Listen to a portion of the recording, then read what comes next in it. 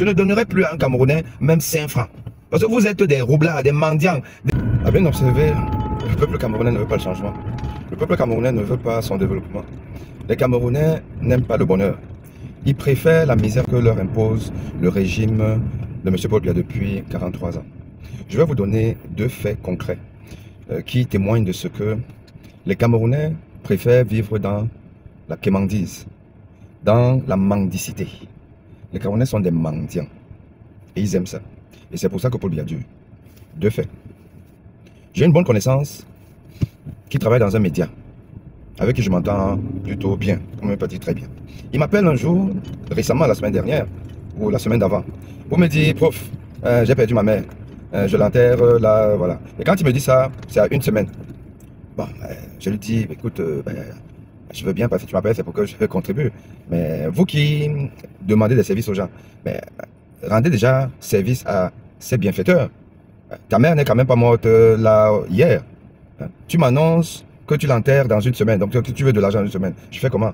Moi aussi j'ai des préoccupations, j'ai des engagements. Oui, pour vraiment, tu as raison. Mais c'est que tu vois, j'avais la tête, voilà, j'avais un peu oublié. Bon, voilà. Écoute, je vais voir ce que je peux, mais c'est tellement pas grand chose vu les délais. Et j'étais en train de voyager. Le lendemain, je voyageais pour l'étranger. Alors, je suis à l'étranger quand il me relance. Il m'appelle ou il m'envoie un message. Évidemment, c'est pour dire que mes docs, c'est comment. Je lui dis écoute, je t'ai dit que je vais voir, mais là, je suis à l'étranger. Et il faut que je retourne, voilà, pour voir ce que je peux faire et tout. Ok. Et comme je lui ai dit, le jour où je rentrais de l'étranger, je que le jour là même, le même m'a appelé. Il m'a appelé, j'ai pas réagi. Parce qu'en fait, je suis rentré un dimanche.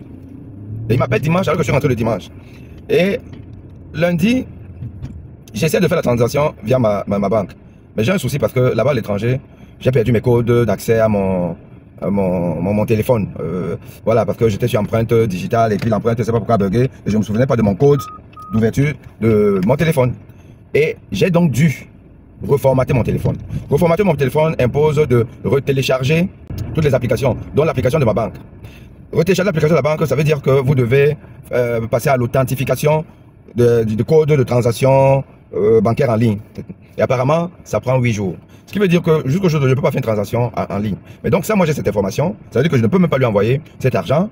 Et puis, je ne vais pas passer mon temps à appeler dans des gens qui me demandent un service, à leur expliquer, à justifier pourquoi. Voilà, et je me dis que bon, quand ce sera fait, je vais lui envoyer son dû. En sachant que vous savez, le deuil, ce n'est pas simplement le jour où on enterre. Hein. Il y a la neuvaine, non? Il y a bien des choses après. Donc, c'est-à-dire que l'argent a toujours un rôle au moment où vous recevez ça. Donc, je me dis que je vais le faire. Alors, il se trouve que ce mec, ce monsieur, a passé son temps à m'appeler plusieurs fois par jour. Du harcèlement. Un peu comme si je lui devais réellement quelque chose. Alors là, j'ai perdu ma patience. Je lui ai envoyé un voice.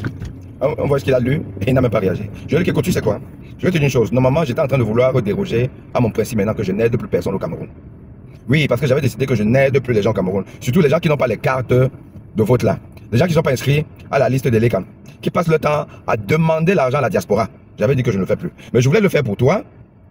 Mais là, vu ton comportement, où tu es dans un harcèlement, tu ne peux pas m'appeler 3-4 fois par jour, tous les jours, parce que je t'ai promis de l'argent. Soyez un peu sérieux, les gars. Hein? C'est pas possible. Et puis d'ailleurs, tu sais que je suis à l'étranger. Tu sais que ça fait 2 ans que je reste au Cameroun. Je vous dis encore que, je ne vais pas donner l'identité, hein, mais il travaille dans un média. Et un média, voilà, que j'ai suffisamment fréquenté. Un média pour lequel j'ai quand même apporté une contribution significative dans l'édification de la population camerounaise. Donc, j'ai rendu service à ce média. Et je dis que ton média n'a jamais parlé des raisons de mon exil, ma tentative d'assassinat.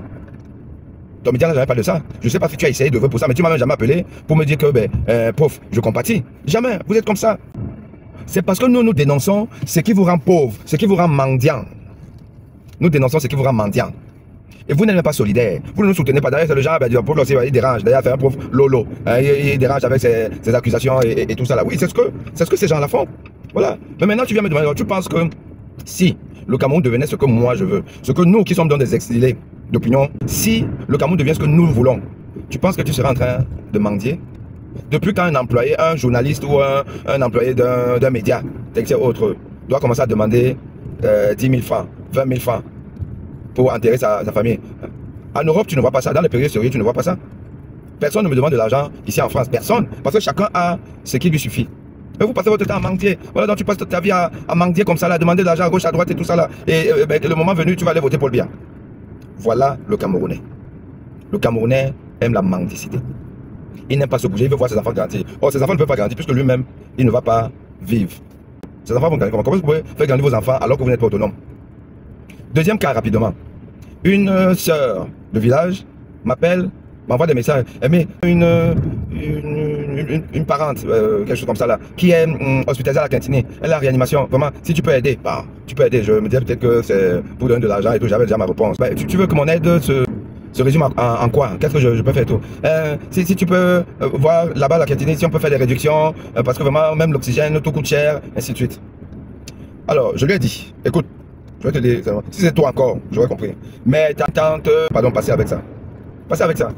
Parce que cette personne qui est hospitalisée, ou alors sa proche famille, ses enfants, ou son mari, tout ça là, je dis que il faut partie des gens qui disent, ah, dans le professeur Lolo là, il dérange aussi, avec ses accusations à gauche, à droite, ses coups de gueule. En fait, c'est ça. Donc, je ne fais rien. Je ne fais rien parce que, voilà, vous aimez ça. Et vous devez vivre ça. Il n'y a pas un Camerounais qui ne subit pas les affres d'un régime satrape. Il n'y a pas un Camerounais qui n'a pas été victime de près ou de loin de la maltraitance, de la mauvaise prise en charge, du coût excessif des soins dans un pays où il devait avoir l'assurance maladie universelle. Mais où il n'y a rien. Où on vous dit que les hôpitaux sont meilleurs qu'en Occident. Et vous ne bougez pas. Et maintenant, moi, je dois me mettre à appeler peut-être la directrice de la Quintinie qui est une jeune petite sœur, voilà, qui ne peut pas me refuser certains services, mais je ne le fais pas. Parce que vous aimez la bêtise, vous aimez la misère et vivez dans la misère. Quand je lui ai écrit ça, elle m'a fait un pause pour dire que je t'ai compris. Et puis c'est clair. Donc, peuple camerounais, vous qui avez l'opportunité de chasser Paul Biya en octobre 2025, faites les malins. Faites les malins et vous aurez pire que ça. Nous sommes en Europe. Quoique ce ne soit pas facile, c'est pas évident. L'Europe n'est pas facile. Mais un Africain qui est en Europe, qui a son petit boulot, il ne commande pas. Il ne commande pas. Il vit normalement de ses propres moyens. Il ne commande pas. Et moi, évidemment, c'est pas inventardé si je le dis, je vis plutôt très bien. J'ai les moyens de ma politique. Je fais ce que je veux, je vais où je veux, quand je veux. Voilà parce que je me suis donné les moyens. Mais je passe mon temps à me sacrifier pour vous. Des heures et des heures à vous faire des vidéos, soit des vidéos d'enseignement que vous ne méritez même pas, soit des vidéos de dénonciation que vous décriez. Et vous passez votre temps à me demander de l'argent. Ne me demandez plus de l'argent. Peuple camerounais, je dis de manière officielle qu'aucun Camerounais ne m'appelle plus pour me demander même 5 francs ou une aide, quelle qu'elle soit. Ne me demandez plus de l'aide. Parce que je ne vais pas donner, je ne vais plus vous donner. Je ne donnerai plus à un Camerounais même 5 francs. Parce que vous êtes des roublards, des mendiants, des mauvais, des sataniques. C'est ce que vous êtes. À très bientôt.